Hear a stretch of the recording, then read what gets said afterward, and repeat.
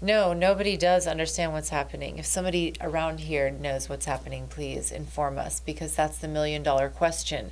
We've never seen a president or a person at this level who is operating by way of tweet or by social media announcement for anything that has to do with diplomacy or war plans or what's going to happen the next day, which affects the global market as well and global economies all over. And it's just it's like having your head on a swivel these days. But apparently today, as we are speaking right now, I don't know when this is being aired, but there has been another exchange of information between the Iranians and the Americans, and we are looking at that currently and what that looks like. But it was like a one-page plan, and in my opinion, a one-page plan is not really a true negotiation tool. So, we'll have to see what comes out of that. I think it's a good starting place. We're still talking, we're still communicating to one another, but yeah, it's hard to follow. But you gotta be paying close attention at all times. But it's hard to follow. ديفيد، البعض يقول بأن هذه هي أسلوب أو خطة لترامب يتعامل بها مع الخصم. هل هذا فعلا أسلوب أم نحن في فوضى عارمة الآن؟ Well, there is a school, and supposedly Richard Nixon perfected it, called the Madman School of Diplomacy, where you keep your adversary off balance, you cause them trouble.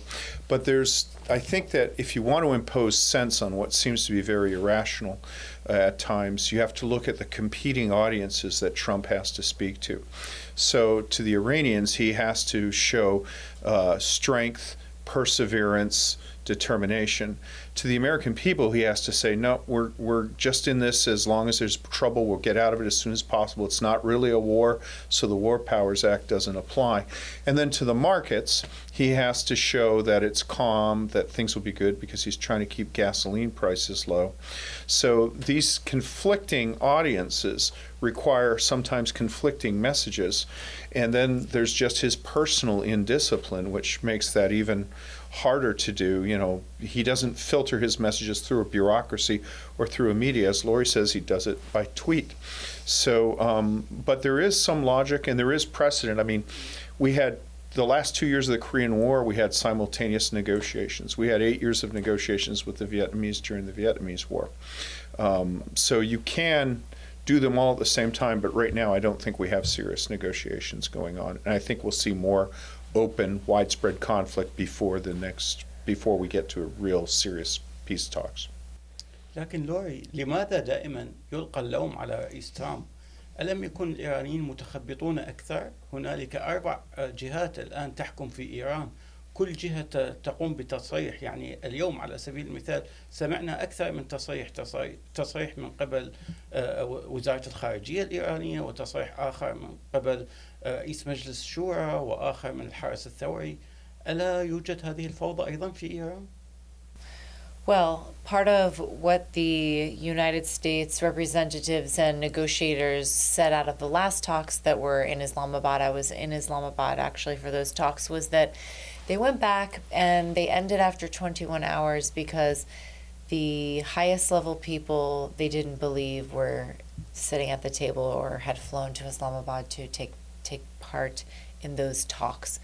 And I push back only to say, and this is part of the answer to your question, is it's very difficult to understand day by day on who the United States is dealing with, or I should say we as civilians, okay? Because we don't get classified briefings. I don't anymore anyway.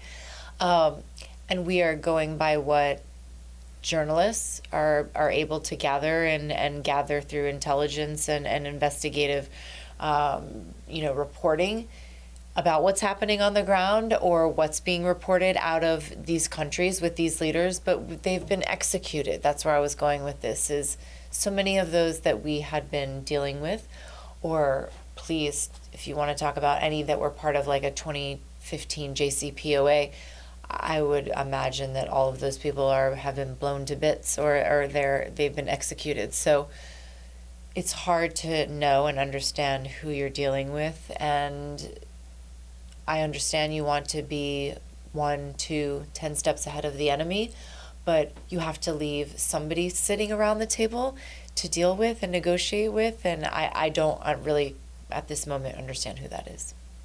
ديفيد، الجواب لك الآن. الفوضى هي في إيران قبل أن تكون في الولايات المتحدة. هذا ما يقوله رئيس دونالد ترامب وما تقوله الكابينة الوزارية الأمريكية. لكن كيف الآن سنصل حسب الادعاءات الأمريكية إلى مفاوضات قد تحسم الأمر؟ إذا كانت هذه الفوضى لغاية يوم أمس يشتكي رئيس دونالد ترامب من 4 جهات موجودة في إيران، كيف اليوم سيحقق هذا النجاح في هذه المفاوضات؟ So there's a long-standing issue in American Iranian policy. Hawks on Iran say, look, the people that we are talking to have no power. They are westernized looking people who all go to Western universities and speak English, but they have no power. They're there to distract us, to dazzle us, to string along, give the illusion of progress, while secretly the Revolutionary Guard builds a nuclear bomb. And there's some support for that thesis if you look at when the supreme leader takes former Iranian presidents like Ahmadinejad and says, oh, he can't run for president of Iran. It's like, wait a minute, he's been the president of Iran. What do you mean? The other issue is when you have an authoritarian state, and Iran is an authoritarian state, and you put pressure on it, particularly sanctions, what tends to happen is the overall pie shrinks, but the faction in charge of the authoritarian state, in this instance the Revolutionary Guard, they get a bigger piece of that shrinking pie. So because of the killings that Lori spoke of, as well as natural changes within the Iranian system where people who have been in power, like Rouhani, who's now at Tehran University, Ahmadinejad, who I believe is under house arrest, they don't participate. Plus you have deaths. The natural and the supreme leader may or may not be alive. We don't know. There's no objective thing of that. So what it looks like is that the Revolutionary Guard is in charge. Those people are not going to be seen in the same room with the great Satan. And so I think it is a good analytical question to ask, are we dealing with people who can make a deal, or as Lori pointed out, in Islamabad, were they just there to gauge our intent, string us along? And once again, I think that the lack of any serious Iranian proposal other than surrender or at best, let's negotiate about reestablishing the JCPOA, that's not going to fly. So you have to wonder who, if there really is the prospects for meaningful negotiations, or if conflict has to pick up again before we get to that point. Something that I heard while I was in Islamabad that went away and was quiet for about a week and now has reemerged just today, I heard about it when this one-page plan came out, was about a moratorium on uranium enrichment. And what I had heard when I was over there was a 15-month moratorium, 15-year. 15-year moratorium on any uranium enrichment. It had to be kept at 0. There was no ifs, ands, or buts about it. That would also come along with some of the same, restrictions and guardrails that we had in place with the JCPOA that allowed, this actually, I would go a step further, and I don't remember if the JCPOA had SNAP inspections in there. I don't know if you remember, but at any time, in my opinion, at any time, people our inspectors that we all agree to, should be able to go in, and they should be able to check in, see what's going on, make sure that everything is on the up and up. And if it's not on either side, then people need to be made aware of that, and there need to be consequences for either side if there are discrepancies. لكن دعيني أركز على نقطة مهمة. ألم يكن هذا المطلب أمريكيا منذ 47 عام؟ هو التخلص من هذا النظام الإيراني الموجود حاليا؟ ألم يفشل العديد من الرؤساء الديمقراطيين، وآخرهم كان رئيس أوباما الذي منح أموالا طائلة إلى إيران، وبالنتيجة إيران عادت وقصفت وضربت إسرائيل وضربت دول الخليج؟ لماذا تلومون ترامب الآن وهو يقوم بكل هذه الأعمال؟ Well, I would say, yeah, you're looking at me. So I would say the question should have been posed as the latest president to fail, which is Donald Trump.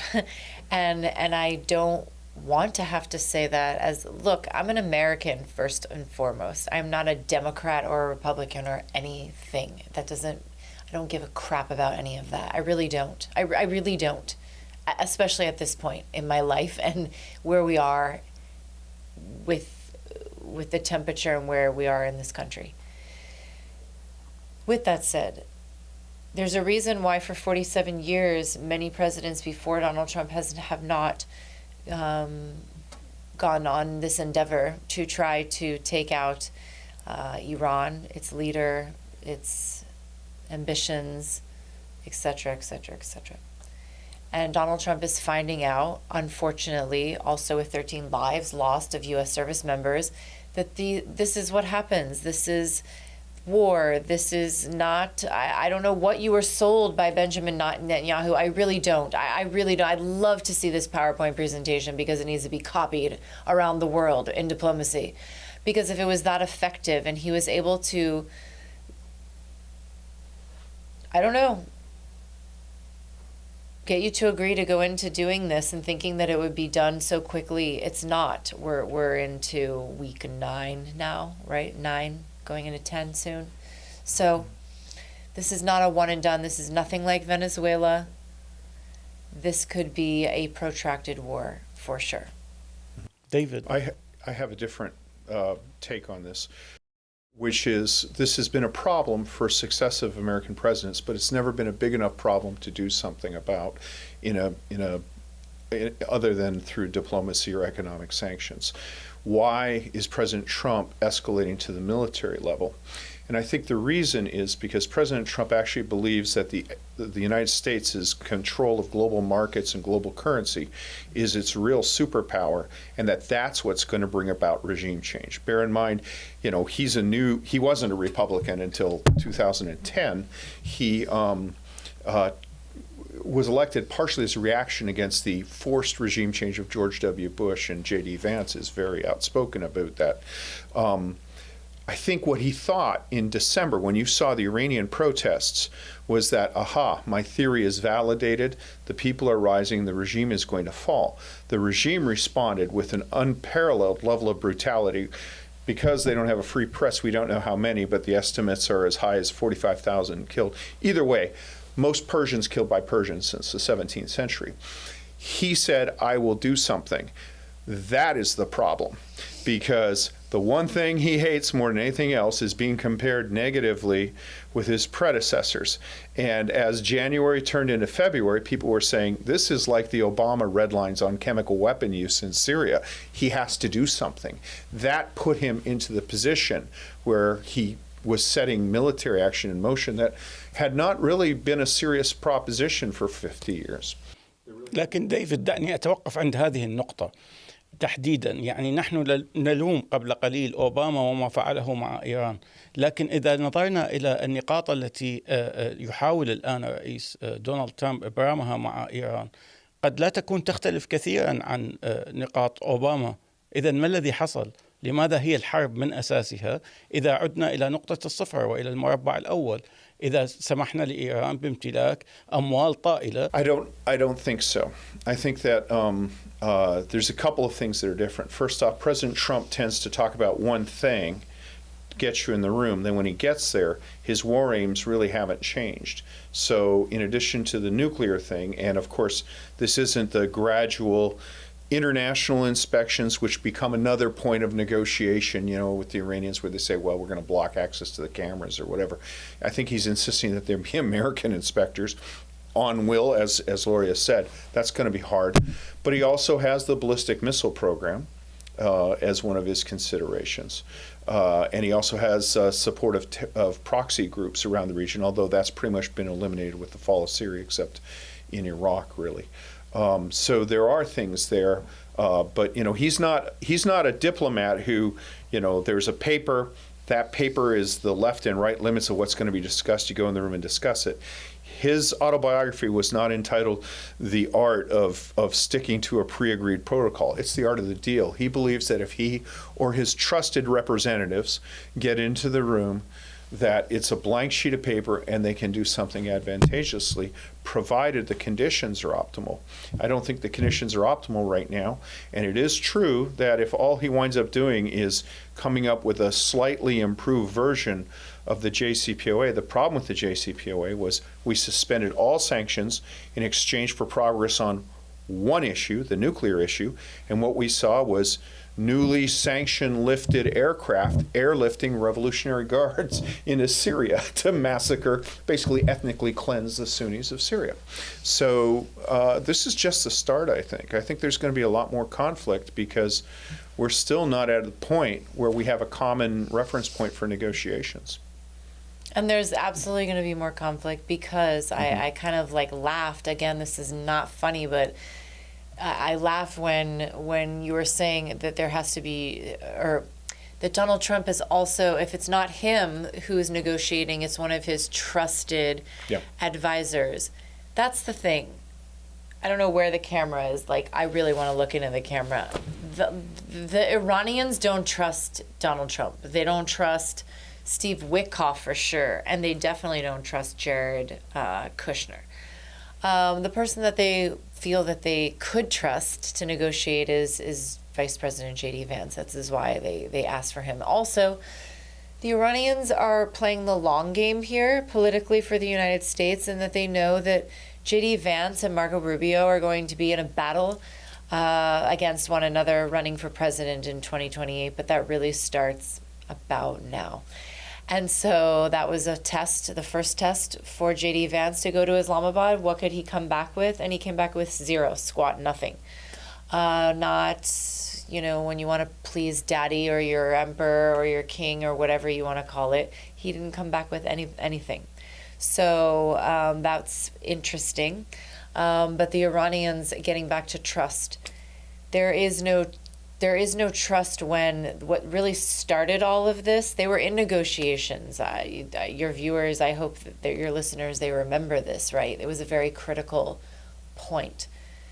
Donald Trump drew this red line in the sand and said, I want to help you. You need to stand up, right? Rise up for yourselves and I will help you.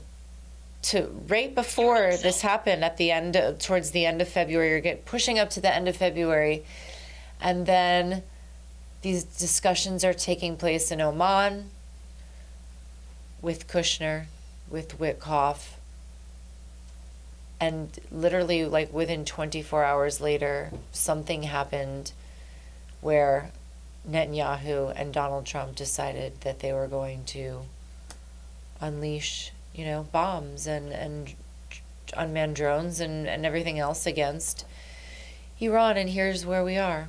That was a really big deal that showed not just the Iranians or whomever else was in that negotiation, that it showed the whole entire world how we operate now, that you cannot trust us, that we will say one thing and do quite another. We, in fact, will say one thing, walk out of the room, and we might afterwards slit your throat the next time we see you. And for those reasons, I'm just like, I'm speechless, I'm ashamed, I'm all the things. دعيني أسألك، أنت تقولين أنك لست ديمقراطية الهوى ولا حتى جمهورية، أنت مواطنة أمريكية. you are a citizen, right?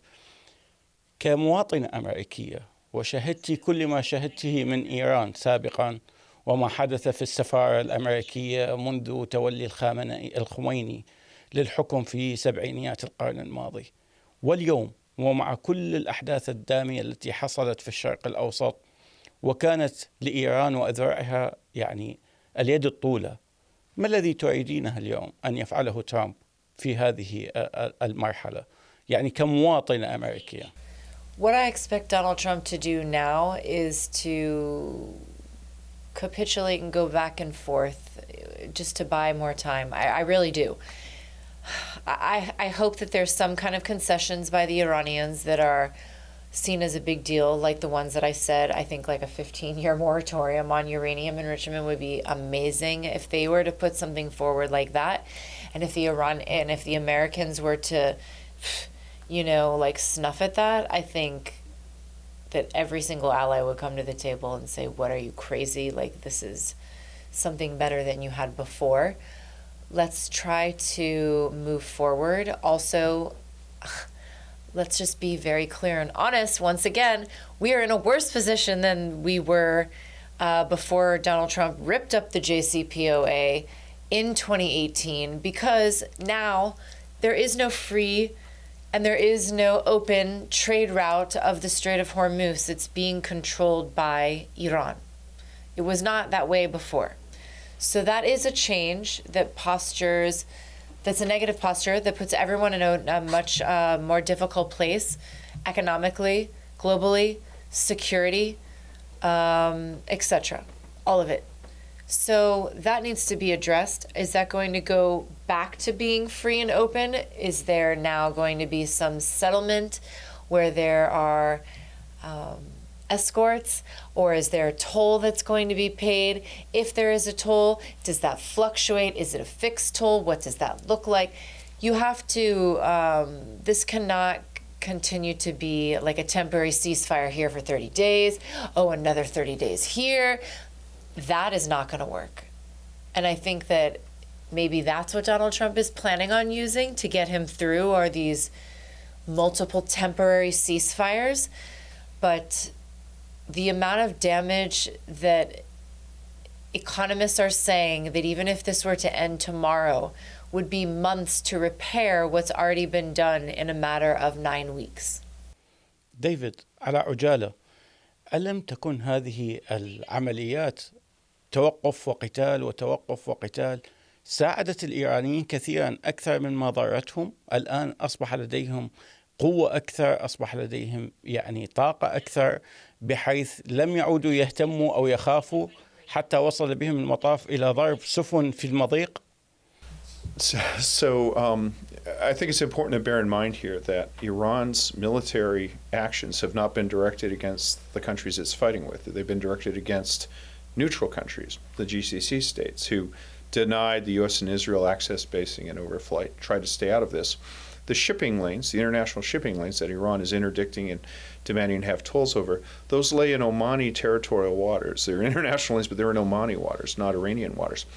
So what that shows is that, first off, you've got neutral states being attacked, mostly civilian infrastructure being targeting. These are war crimes. And not only is this unacceptable to the United States, the precedent that one side of an international state can assume control and expect tolls and regimes and inspections, that's unacceptable to China. You know, they're not going to accept Singapore doing that over the Straits of Malacca, which are actually more important than the Strait of Hormuz. So there's an issue there that has to be resolved, and unfortunately, Iran seems to have dug itself in on this. Once again, I fear that the only way out of this is through it, and I don't know why, quite frankly. It took the U.S. so long to establish a reciprocal blockade of Iran. When the neutral civilian shipping was threatened, that should have been the moment for the naval blockade. Perhaps the forces were not in place. But that seems to be having some effect. We don't see it because there's not a free press in Iran. But, we're getting reports. The Treasury Department actually does have an intelligence service, and Secretary Bessent on the Sunday shows was listing a number of indicators. The question is whether suffering inflicted on the Iranian economy as a whole will actually affect the small clique of Revolutionary Guards who not only do they control the government, they control 45% of the Iranian economy. So that is an open question. But once again, it all brings me back to the idea that I think the time is just not right for productive negotiations. What we're seeing are exchanges of capitulation demands, and I think that there probably will be more conflict before we have. دعونا نذهب إلى فاصل ومن ثم نعود للمناقشة. شكرا لوري، شكرا ديفيد. فاصل ونعود. فاصل أعزائي المشاهدين ونعود إلى بودكاست واشنطن.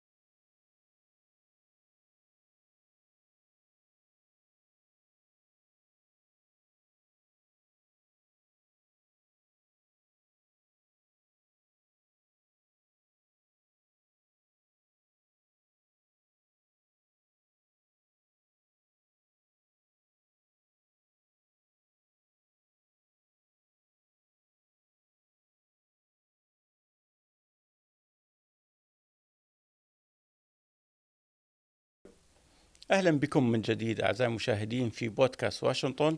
أرحب بضيفي لوريا وديفيد. أهلا بكم من جديد لوريا وديفيد. السؤال لك لوري، الجميع يعني يكاد يتفق في الشرق الأوسط على أن إيران منذ فترة طويلة وهي بأزمات متكررة في الشرق الأوسط وتسبب تلك الأزمات، ولعل آخرها ما شهدناه في هذه الحرب وغلق مضيق هرمز، عندما طالب ترامب بفتح المضيق وقال بأن هنالك يعني سفن عالقة منذ أشهر وتحتاج هذه السفن إلى العودة إلى أوطانها، وهنالك بحارين على هذه السفن هم مواطنين أبرياء ليس لهم دخل. رفضت إيران بشكل أو بآخر وغلقت المضيق وحتى هددت، وقد رأينا هنالك سفينة كورية يعني تم رصدها وضربها.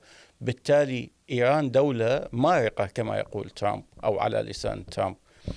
ما هو الحل إذا كان هذا الجزء من العالم مغلق بسبب إيران؟ Yes, this should be absolutely concerning to every single person around the entire globe, because the United States yesterday, under Donald Trump's authority, decided not to retaliate or respond to the Iranians going after United States military members on a United States military post. We did nothing. In fact, we're in negotiations with them right now to work through this plan. So none of this makes sense. Like we started at the beginning of this program by saying, I don't know what's going on. I really wish that I knew what was behind it. And it's usually the interest that's behind it. So is it oil? Is it, some other resource, land? What is this about? And I think it's probably true that Iran is in the weakest position that it's ever been in. I will not disagree with that.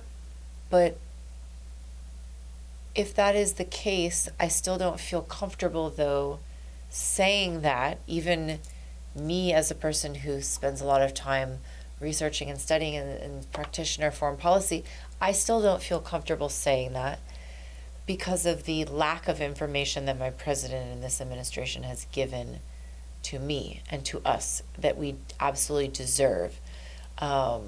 So if you can't communicate it to us, and our allies don't want to work with us or support these efforts as well, which for the most part I agree with what we are doing, but they're not helping us either. And it's been the approach.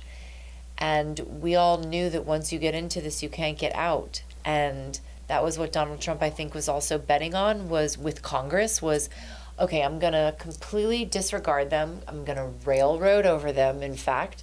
And then when I need money, if I do, because this is only going to take, a couple of weeks, that's what he said. But if it goes longer than that, then too bad, we're already in this thing. And they'll never want to go on a record in an election year to not support our troops. And that's kind of what's happening with the War Powers Act that failed 4 times also.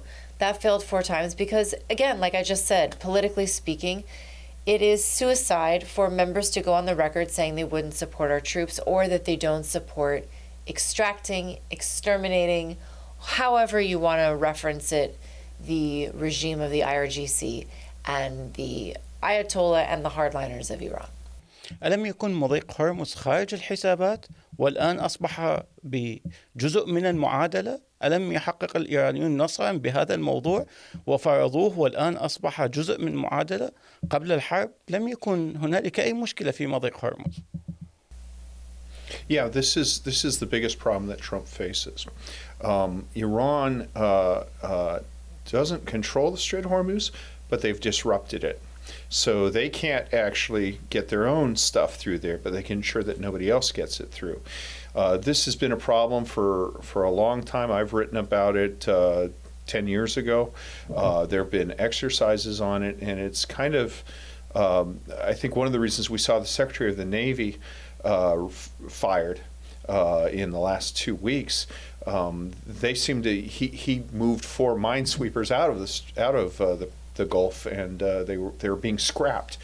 So there seems to be this disjointedness and lack of preparation for what Iran has clearly threatened to do many times over the years, which is, attack neutral civilian shipping in international waters. That being said, this is not strictly a military problem. The reason why ships don't go through is because they can't get insurance. And I've always said that, the Iranian Navy isn't planning to defeat the United States Navy. They're planning to make insurance clerks in London nervous so that the ships won't go through. So this is more akin, this isn't a military problem like landing forces in Normandy and marching to Berlin. It's more akin, it's a crisis of confidence. It's like somebody who puts a poison in 2 bottles of aspirin in a country that has 6 million bottles of aspirin and says there's 2 poisonous bottles of aspirin, all 6 million have to go off the shelves. And again, until you can only restore confidence by either completely defeating Iran or having Iran say and having the market believe that they won't do that anymore. And because Iran sees that as a very potent ship, again, I think that indicator and that logic leads me to conclude that there'll be more fighting sooner rather than later. لوري، ألم يكن ترامب محقا عندما هدد بالانسحاب من الناتو؟ كم مرة ساعد الناتو ترامب والولايات المتحدة؟ كم مرة ساعدت الناتو في الكثير من المعارك وكانت آخرها أوكرانيا؟ ألم يساعد ترامب الأوكرانيين بناء على طلب فرنسي وطلب إنجليزي؟ أين هم الآن عندما طلبهم لفتح المضيق وهم بأمس الحاجة لفتح المضيق؟ الولايات المتحدة صادراتها ووارداتها من هذا المضيق أقل بكثير مما تستلمه الدول في الاتحاد الأوروبي. لماذا تخلى الأوروبيون عن دونالد ترامب وعن الأمريكيين في هذه المعركة؟ I don't think that the Europeans necessarily abandoned Donald Trump in this battle. I think that they should have been consulted. They should have been given information a long time ago, before certainly others were given information, and that can be debated, and I really could care less to debate that issue, but there were people that knew about it before certain other people that should have known about this type of engagement and the seriousness of it.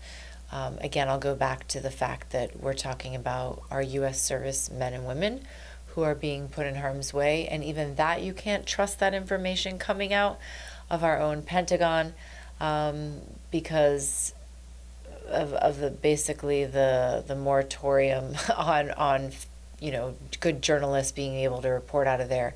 As far as the level of damage, also damage physically to our U.S. troops that happened by the Iranians attacking all of those U.S. bases on the land of our Gulf partners. It was a lot more damaging than let on or even reported by the Department of Defense. ديفيد، البعض يقول بأن هجوم ترامب على الأوروبيين منذ توليه السلطة في المرة الثانية والتعريفات الجمركية حالت دون مساعدته في الحرب ضد إيران. هل هذا صحيح؟ Yeah, there's a couple things to bear in mind. First off, President Trump speaks imprecisely. So when he says NATO, I don't think he necessarily means just the organization based in Brussels with Mark Rutte as the Secretary General. He also includes in that all of America's traditional allies, Australia, Japan, Korea. He expects this sort of like-minded community to support him. The problem the United States faces is these are all democracies, and President Trump is extremely unpopular in all of those democracies, in part because of tariffs, in part because of his other policies, or just the way that he treats these countries. And so if, say, Keir Starmer, the Prime Minister of Britain, were to say, yes, we're going to participate in this, he's already on thin ice. I mean, Starmer will probably not be the Prime Minister of Britain by the 4th of July. Definitely by the end of the summer, I have a greater chance of being the Prime Minister of Great Britain than Keir Starmer. But he would be out tomorrow if he announced the military support. It's the same case in Germany, same case in Australia. So these countries, as Lori said, they resent not being consulted and then being asked to take part in this. NATO traditionally does not operate out of Europe. That's what it's designed for. And there have been other countries. France wanted NATO to fight in Algeria during the war in Algeria. That's always been resisted with one exception, which is Afghanistan. So, what he's asking for is extremely exceptional, and he's not doing it in a nice way, and it's dangerous and risky for these countries. I do predict, though, that when the actual fighting is over, we probably will see our partners engaged in escorting ships through the Strait of Hormuz. But it probably won't be a NATO mandate. It will probably be a European Union mandate headed by either Greeks or French that will allow them to both preserve their economic interests and relations with the GCC states, but also have some degree of freedom from Donald Trump, who's just politically toxic, particularly in Western Europe.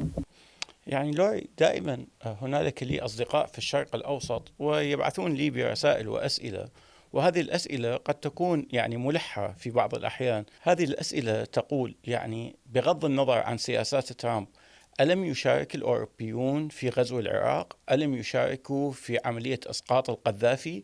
لماذا لا يشاركون الآن في تغيير نظام يوصف بالدكتاتوري وقتل شعبه في إيران؟ ألم تكن تلك الحجة قد دفعت الأوروبيين للمشاركة مرتين، مرة في ليبيا ومرة في العراق؟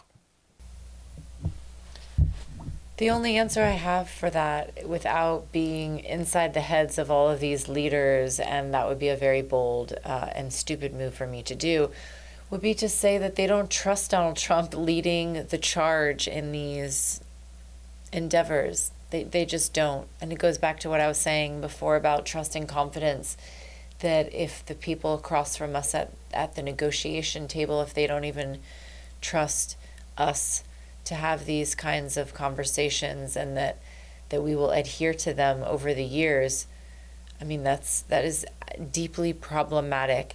And I was going to say about these European leaders, when you were asking me the question earlier about, why did they decide not to help Donald Trump in this? Why aren't they coming to the rescue or being supportive at all?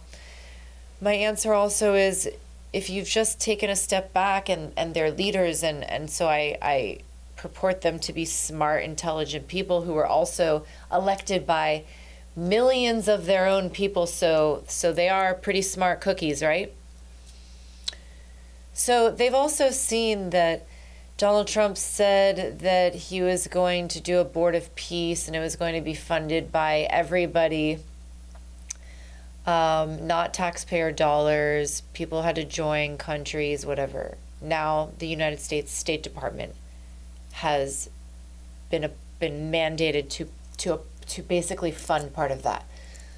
The ballroom that he wants to build at the White House, that won't be paid by taxpayer dollars either. That will be completely privately funded. That has turned out to be a lie as well. These countries are looking at this like, okay, if I get involved in this and if I try to help him out, or if I believe what he says, then am I also, my country and my people, going to be on the hook for this long term as well? That is what I'm saying about the uncertainty that affects the minds of global leaders. It affects the minds of corporate leaders, of global companies and corporations, and how they're forecasting and what they're going to do because of tariffs, because of the price of oil and gasoline and fertilizer and everything else, especially if you deal with CPGs or in anything having to do with food.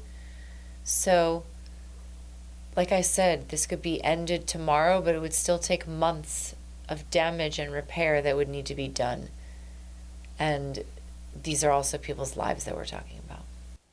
ديفيد، ألا يخشى الرئيس دونالد ترامب على جمهوره خاصة من ماجا؟ هم يعني أناس لا يحبون الحروب، وسمعنا من لوري ما الذي يفكر به القادة الأوروبيين. الآن ترامب بمعزل عن أوروبا، بمعزل عن الديمقراطيين داخل أمريكا، وقد يكون بمعزل حتى عن جمهوريين. بعض الجمهوريين الآن يرفضون هذه الحرب أو استمرارها. ألا يخشى ترامب على الانتخابات النصفية وعلى جمهور ماجا؟ Yeah, I think he is worried about the midterm elections, primarily because the parties have both become so radical because of the way the districts are drawn. There's only about 30 competitive districts out of 535. And so the real battles are in the primaries, and in the primaries people go more extreme. So a large number of Democrats have said that if they're elected, they've pledged to introduce or support articles of impeachment on the first day in office. And he doesn't want to go through that again. But he's not running again. And, you know, I think there's probably in the last few weeks been a reckoning where he says, look, you know, if I can't de-escalate this in any acceptable way, any way that I'll do it right now will leave us in a worse security position than we had before. So there either has been, we're in the middle of, or there will be a reckoning and a reassessment. And when I look at things like dispatching a third aircraft carrier to the Arabian Sea, when I look at the flights of aerial tankers and cargo airships moving out, the forward positioning of bombers, I think we're more likely to see a resumption of hostilities pretty quickly. I think that the only thing holding off on that is support within the Congress, within the Republican Party, and concerns about the market tanking. You know, I'm not sure when it's going to happen, but I think it's going to happen very quickly, within the next few weeks or so, if not within the next week. And unfortunately for President Trump, you know, he has nailed his colors to the mast on this. This is something where if he leaves and Iran denies passage to any ship that has American ownership or something like that, that's an unacceptable position. And that will leave the United States in a horrible position where basically we're going to have to fight in a couple of months. So I think he's in a tight spot, and there's really only one clear way out, and that's not a way that anybody really wants. لوري، ترامب لن يترشح لدورة رئاسية قادمة، ولذلك ليس لديه ما يخشاه. لكن ما الذي تتوقعيه في الانتخابات النصفية، وخاصة بعد الحرب الدائرة الآن مع إيران؟ My prediction is strongly that the House will flip, that the Democrats will take control, if not even including the Senate will be in control by the Democrats as well. So stay tuned on that. With that said, right from there, it's an immediate, like a page turner, in my opinion, about we turn the page right into the presidential election for 2028. And it's going to come very, very fast because of the people, the front runners in the Republican Party who are part of this cabinet and administration. And they are first and foremost front and center of everything. And what I am going to be looking for, knowing and working with narcissists for so many years and decades, is will Donald Trump, will he give, let go of the reins to where for either of those gentlemen, that he allows them the rope that they need to be formidable candidates, especially amongst one another, because Donald Trump is so commanding and he has such a presence and he does have such a very large ego and he doesn't shy away from that. I'm not saying anything that I wouldn't say to his face myself. But, you know, when you have two people that also need to have the light shined on them, that only goes as well as the person if they're willing to let the light shine on them. Wouldn't you agree? Well, I would agree to a certain extent. I mean, if you go back to the Eisenhower administration, usually the vice president, the sitting vice president, is considered to be the logical choice to be the next candidate of the party. So the party in power, the vice president usually clears it. I was in the Bill Clinton White House, and there was clearly a path there, an effort to ensure continuity once President Clinton's term was over, to include putting his wife into the Senate. And she had a large operation out of the East Wing, which was basically it was supposed to be preparing for the millennium, but the people who were working on the millennium wound up working on her Senate campaign and then her Senate office, and have Al Gore as the vice president. And Al Gore had an operation called Reinventing Government, which kind of the same people. And you see this time and again. The one exception was George W. Bush. His vice president was considered to be too old to run again, certainly to run for president. And of course, towards the end of it, you had the ongoing Iraq War. Well, it was the financial crisis, so they went some other place. So that leaves J.D. Vance as the front runner moving forward. Vance is viewed by people who look at the administration as more isolationist, more determinedly isolationist than the rest of the administration. The question is, who does that appeal to? Presumably it appeals to Republicans because he is staunchly within the party on social issues, but he is sort of a semi-isolationist. That would differentiate him from Marco Rubio, who is Cuban and wants to go back to Cuba. But I think Trump isn't really that vested in either one of them. I think he appears to not favor either one. And I think that it's quite reasonable to suppose that he'll just say, hey, after moi le déluge. It's not really my problem. These guys can deal with it. Parties tend to redefine themselves every 8 years.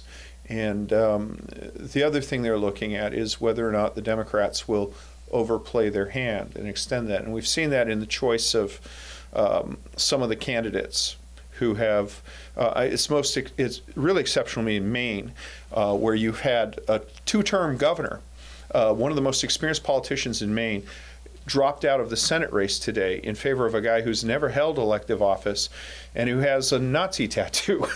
I mean, just unbelievable.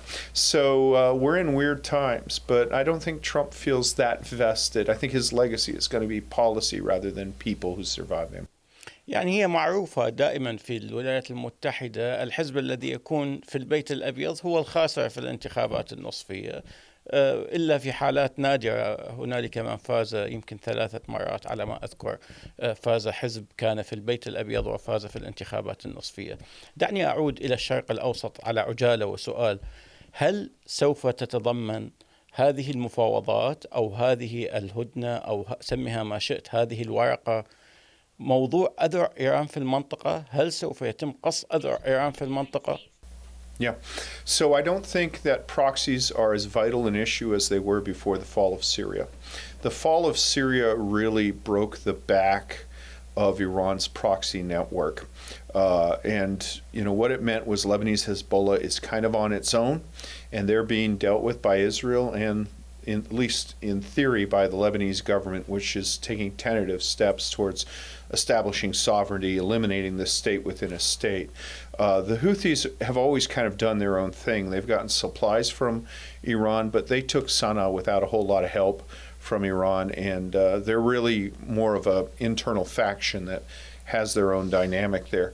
The only proxy that remains firmly under the control of the Iranians are the various Iraqi militias, and they are continuing to keep Iraq from reaching its full potential, preventing the establishment of an effective power grid so that Iraq has to buy electricity from Iran, thus allowing Iran to launder money, access to the international financial system. That is an open question, but I've been to Iraq 4 times in the last 3 years, and I've met with some senior politicians or senior officials within the framework, and they have expressed a desire to establish full sovereignty, but it's just very hard when you have so many armed groups basically serving the interests of another country. So that will be, I think, the next theater of conflict once the open conflict between the U.S. and Iran is resolved. لوري، في سؤال أخير: من سيخرج منتصرا في هذه الحرب؟ Well, who I truly hope, emerges victorious from this war is who nobody seems to be talking about at all, which are the Iranian people, that they come out victorious from all of this, that there is some moment in the near future where they have the resources, they have the support, They have the will, they have the spirit behind them to be able to take back control of their government, democracy, having sovereignty, their rights, especially women and girls. ديفيد، هل سنشهد قتال من جديد أم أن الدبلوماسية سوف تنتصر في النهاية؟ Both. Both. What I think we'll see is a process where, it's like we're seeing here, a ceasefire is announced, ship tries to go through, Iranian speedboats attack it, they'll seize one ship and then the speedboats will be attacked in another instance. Today it was announced an F-18 shot at an Iranian tanker that was trying to breach the blockade. So I think there'll be periods of conflict, then negotiations, then more conflict, then negotiations as people try to establish what's working and what isn't. Today, the Iranians announced the establishment of authority that you'd have to coordinate with to pass the strait, and it had a whole procedure and all that. I think that the destruction of that authority will probably be the next step in this. I think that, there's going to be a series of low-level conflicts to do it, and if there is something that's viewed as provocative, or just because of the military logic of having all these carriers there, I think we will see some sort of large-scale, bombing to force Iran into a more tractable negotiating position. لوري، ديفيد، الحلقة كانت مثيرة معكم. كنت أتمنى لو كان لدي المزيد من الوقت. شكرا لكم جزيلا، وأنتم جمهور بودكاست واشنطن. شكرا لكم ونلقاكم في الأسبوع القادم.